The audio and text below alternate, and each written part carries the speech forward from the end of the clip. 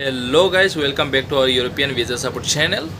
तो आज हम बात करने वाले हैं अबाउट क्रोएशिया बीएफएस अपॉइंटमेंट या सबमिशन के बारे में। जो क्रोएशिया परमिट आने के बाद बीएफएस में सबमिशन होता है ना, उस बारे में हम बात करने वाले हैं। तो इसमें हम दो बीएफएस के बात करने, दो कंट्री का बीएफएस के बारे में बात करने, plus Indian plus Nepali plus Bangladeshi तीनों कंट्री का कैंडिडेट्स के लिए बात कर रहे हैं, एप्लीकेंट्स के लिए। ओके, पहली बात है दिल्ली बीएफएस। इंडिया में तो बहुत सारे बीएफएस है, बीएफएस सेंटर्स है for Croatia BFS file submission. तो इसमें से आप किधर भी सबमिशन कर सकते हो, कोलकाता, हैदराबाद, फिर मुंबई, दिल्ली, और भी है आई थिंक कुछ अहमदाबाद वगैरह में है, आई डोंट नो। तो मैक्सिमम लोग प्रेफर करते हैं, साउथ का लोग तो साउथ में करते हैं, मुंबई वगैरह में, बेंगलुरु वगैरह में। एंड जो हमारा पड़ोसी बांग्लादेशी है या नेपाली है, वो लोग ज़्यादा प्रेफर करते हैं दिल्ली। मतलब मोस्ट जो कहते हैं ना फेमस प्लेस, फेमस बीएफएस है दिल्ली।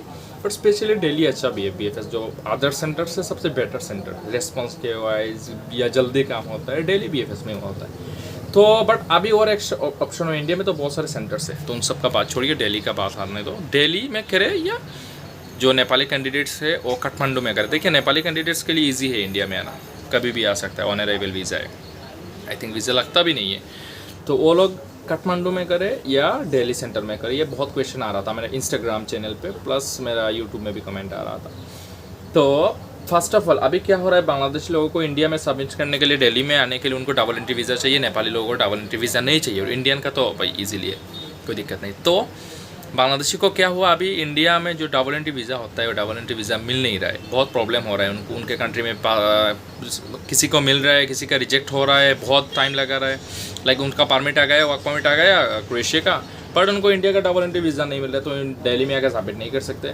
तो उनके लिए बहुत अच्छी बात यही है कि काठमांडू में जाकर सबमिट कर ले इजीली, क्योंकि उनको काठमांडू में नेपाल में ऑन अराइवल वीज़ा है। ओके, बट नेपाली का है क्या है, नेपाली लोगों का तो उधर ऑन अराइवल, उधर में काठमांडू में सबमिट कर सकते हैं, दिल्ली में सबमिट कर सकते हैं, पर उसमें बेटर कौन सा है तो मैं बताता हूँ। बेटर कौन सा है, बेटर है दिल्ली, क्योंकि भले ही काठमांडू आप लोगों के पास है, नेपाल में तो इजीली काठमांडू पास है, उसमें सबमिशन कर सकते हो। बट दिल्ली इसलिए बेटर है क्योंकि उसमें आप जब आओगे सबमिशन करोगे, आपका जो सबमिशन करने के बाद बायोमेट्रिक में कुछ भी आपका दिक्कत आया, लाइक आपका इंश्योरेंस डेट में कुछ इशू आया, आगे पीछे करना है, टिकट में कुछ इशू, कुछ भी इशू आया, डॉक्यूमेंटेशन में कुछ भी इशू आया, तो उधर से तुरंत आपको मेल आएगा। मेल आने के बाद बोलेगा कि ये डॉक्यूमेंट मिस्टेक है, ये आप मेरे को ठीक करके दो, मेल रिटर्न करो या मेल बैक करो। मेल बैक करने से हो जाता है, तो आप इजीली मेल बैक करते हो तो काम चल जाता है, फिर आपका वीज़ा स्टाम्प होके आ जाता है। ठीक है, ऐसे बहुत सारे मेरे क्लाइंट का हुआ भी कि उनका कभी भी हुआ क्या, इंश्योरेंस डेट मिस्टेक हो गया, ये डेट होना था वो डेट हो गया, तो उसका मेल आता था, मेल बैक करते थे, हम उस इंश्योरेंस टिक करके मेल करते थे, हो जाता है, वीज़ा आ जाता है बाद में। बट काठमांडू में ऐसा नहीं है दोस्तों।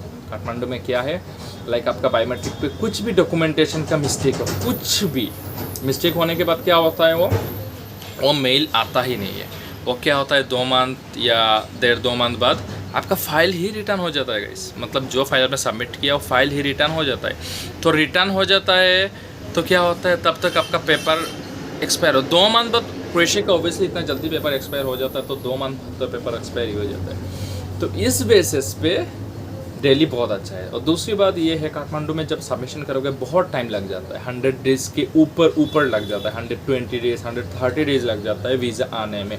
बट दिल्ली में ऐसा नहीं है, दिल्ली में 60 to 80 डेज़ के अंदर आपका वीज़ा डिस्पैच हो जाता है, लाइक स्टाम्प होके वीज़ा एक्सेप्ट या रिजेक्ट। बेसिकली क्रोएशिया का तो एक्सेप्ट ही होता है, रिजेक्ट नहीं होता है, तो जो भी होके आपका डिस्पैच हो जाता है। तो इस बेसिस पे इंडियन लोगों के लिए तो है ही है सेंटर्स, दिल्ली आराम से कर सकते हो। नेपाली के लिए मेरे हिसाब से आप लोग, अगर आपके पास टाइम है, ओके, या दिल्ली का आपको अपॉइंटमेंट मिल रहा है, तो आप काठमांडू प्रेफर ना करके दिल्ली में प्रेफर कीजिए।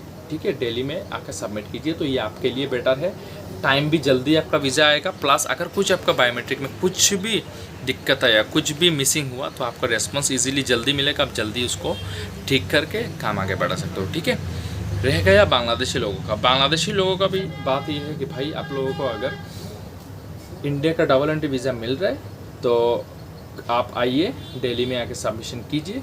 और अगर आप लोगों को डबल एंट्री वीज़ा मिल नहीं रहा है, तब तो आप लोग कुछ नहीं कर सकते। ओनली वन ऑप्शन है, काठमांडू में जाके ही सबमिट कीजिए। ठीक है, तो आपको कुछ भी क्वेश्चन चाहिए आप हमें नीचे कमेंट कीजिए, and do subscribe European visa support channel for latest update for European countries. Thank you guys.